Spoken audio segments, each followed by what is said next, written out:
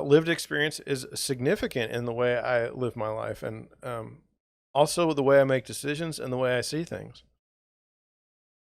And as an example, I can remember as a child, there was supposed to be someone like a futurist, a predictor of the future, had been given credit, credence by the local media, perhaps the national media. There was no there was no Facebook at the time, or even MySpace. I mean, there were no cell phones. Okay, this wasn't there's. In fact, I don't believe there was an internet. In fact, I know there wasn't, because I know that I was in grade 6 or 7, and yeah, there was no internet. So this guy says there's going to be an earthquake. Now, can you imagine, like in today's world, number one, someone predicting an earthquake and not being immediately shot down?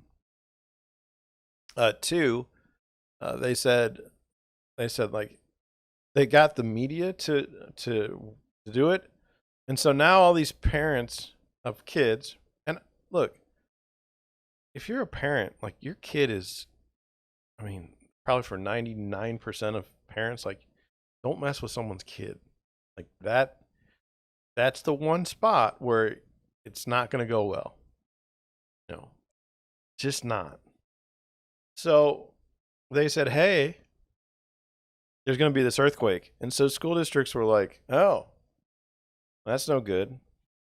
We need a response plan. Even back then, you had these response plans. You know what the response plan was for a kid that goes to middle school in the suburbs, uh, and there's going to be an earthquake? Do you know what the response plan was? We got a bucket. We got a 5-gallon bucket. And in the bucket, it had flares and rope.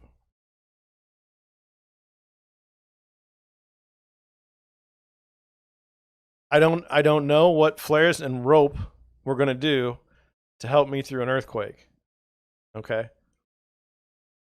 But that was the response. And look, those buckets stayed there the whole year and then disappeared because it didn't happen. We didn't have the earthquake. I mean, I can go over to the middle school right now and I can guarantee you there's no buckets with flares and rope in them. But this was the response. This was how, and everyone just accepted that as totally fine.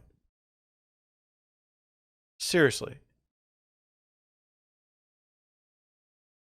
Oh, we're going to have an earthquake.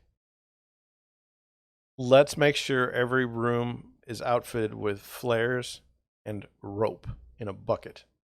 That's going to solve the problem.